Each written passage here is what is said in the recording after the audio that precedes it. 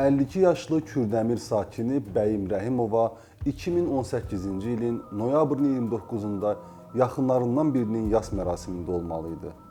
Elə hərbiçi oğlu Rahil də belə düşünürdü. Arabir ona zəng etdikdə zəng çatmadığını görür və fikirləşirdi ki, yəqin yas yerində olduğuna görə telefonunu söndürür.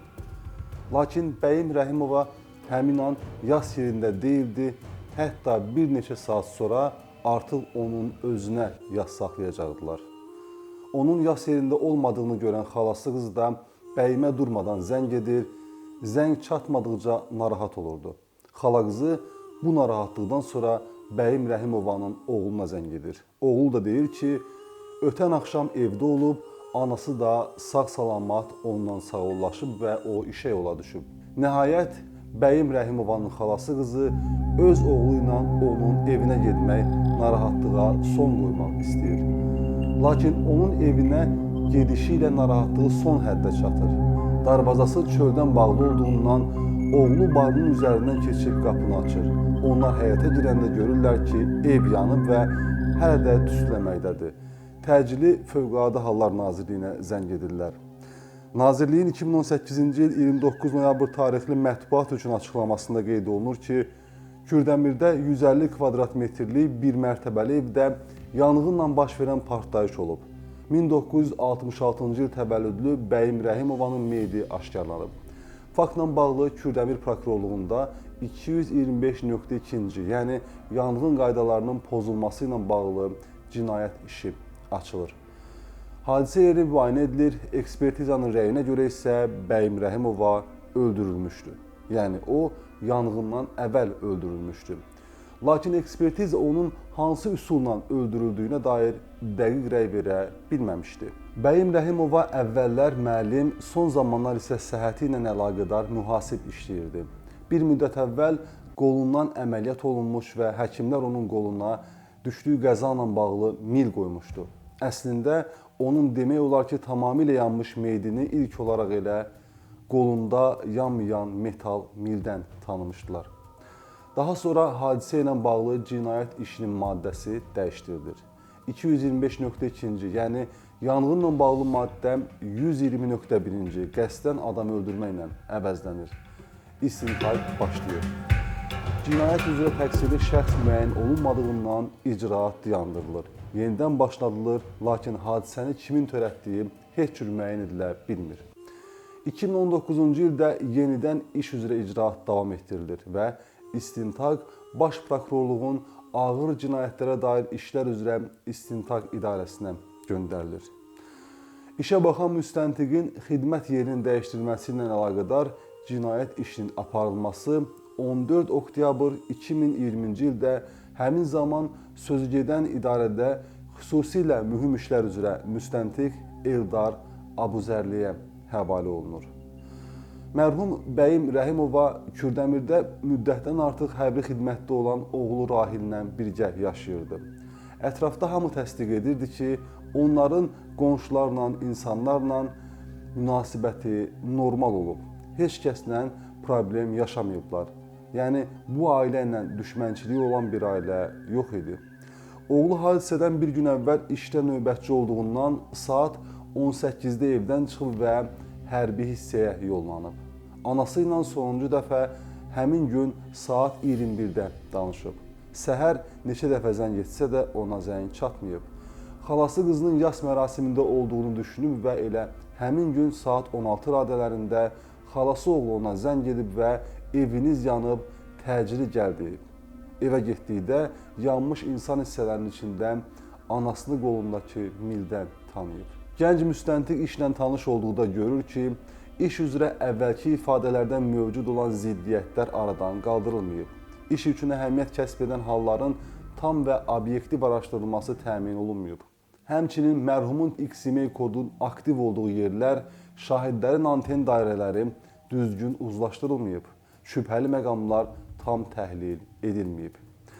Araşdırma nəticəsində mərhuma məxsus X-email kodu telefonundan hadisədən bir gün sonra, yəni 30 noyabr tarixdə başqa bir nömrəyə zəng edilib. Həmin nömrə isə Kürdəmir sakini Zahid Nuriyevə məxsusdur. Zahid Bakıda kirayədə qalır, bazarda araba sürür. O deyir ki, onun bu ailə ilə münasibəti normaldır. Hətta evdəki yanğından bir gün əvvəl mərhumun oğlu ilə birgə dükandan gələrkən görüb, onlarla söhbət də edib. Dəfələrlə prokurorluğa çağırılan Zahid deyir ki, onun bu hadisə ilə heç bir əlaqəsi yoxdur. O, Bakıya gedərkən Kürdəmir avtovağzalında telefonu Elşən adlı şəxsdən 20 manata alıb, işləyib işləmədiyini yoxlamaq üçün həmin telefona nömrə qoyaraq öz digər nömrəsinə zəng edib, yəni telefonu yoxlamaq üçün.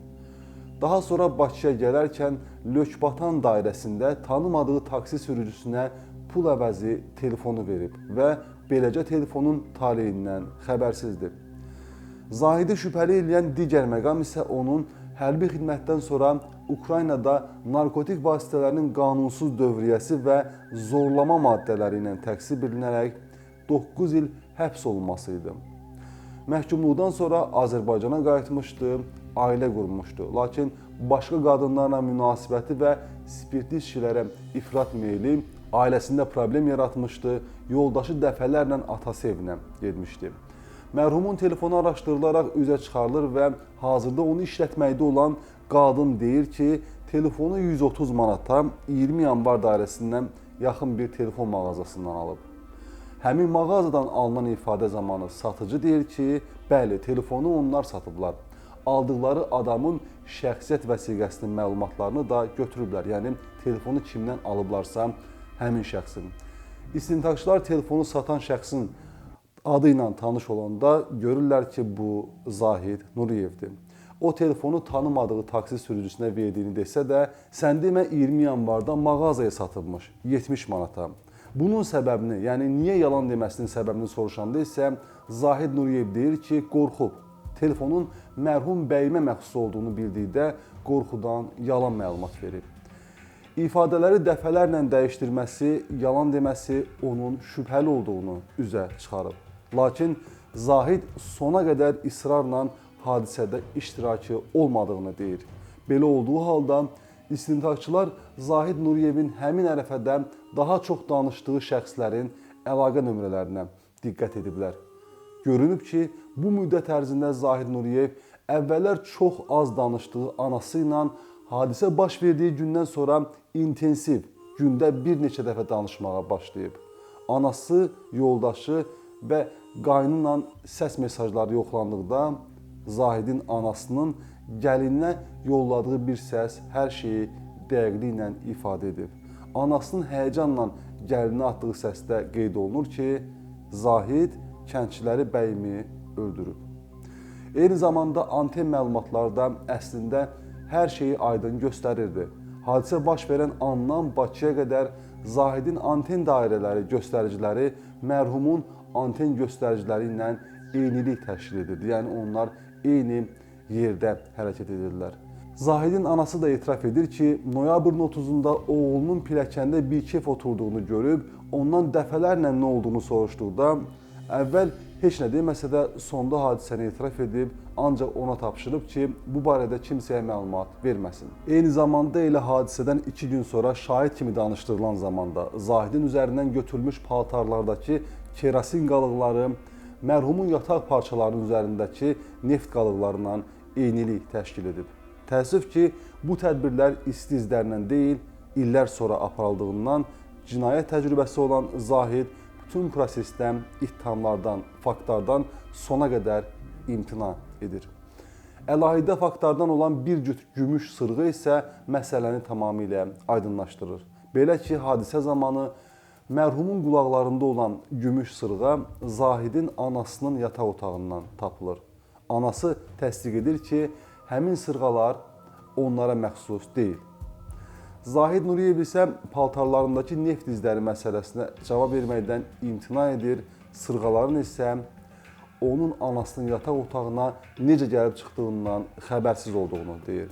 Lakin təqsirləndirilən şəxsin etirafı cinayət işinin qüsursuz tamamlanması üçün hər nə qədər mötəbər sonluq olsa da, cinayətkar sona qədər bütün dəlil və sübutları, ifadələri, halları, bütün bu hallara rəğmən yenə də cinayətdən imtina edirsə, bu o demək deyil ki, o günahsızdır. Telefon anten dairələri, şahid ifadələri, paltar üzərindəki ləkələr, təqsirləndirilən şəxsin tez-tez dəyişən ifadələri və yalanları nəticəsində hadisənin Zahid Nuriyev tərəfindən törədildiyi göstərir. Bəs hadisənin necə baş verdiyi güman olunur.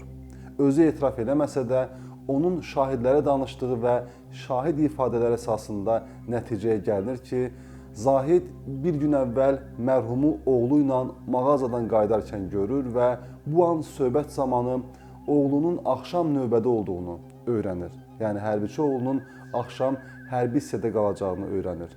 Son zamanlar maddi baxımdan sıxıntı yaşayan Zahid düşünür ki, oğlu evdə olmadığı təqdirdə bəyim Rəhimovanı öldürə və evdən pul götürə bilər.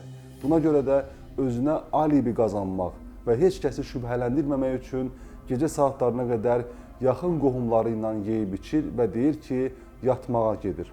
Məhz buna görə də hadisə baş verdikdən sonra hər kəs növbəti günlər ərzində Zahidi müdafiə edir və deyirlər ki, doğrudan da o gecə saatlarına qədər onlarla birlikdə olub, yeyib içib və evə gedir. Lakin o məclisdən çıxdıqdan sonra bəyim Rəhimovanın evinə gəlir. Barıdan aşaraq evə girir. Qadını öldürərək evi axtarır, heç nə tapmadığından mərhumun qulaqlarındakı gümüş sırğaları və telefonu götürür. Bir cüt gümüş sırğa və bir telefona görə insan həyatına qıymış olur. Həyətdəki ağ neftlə əvvəlcə mərhumu, daha sonra isə evi yandırır.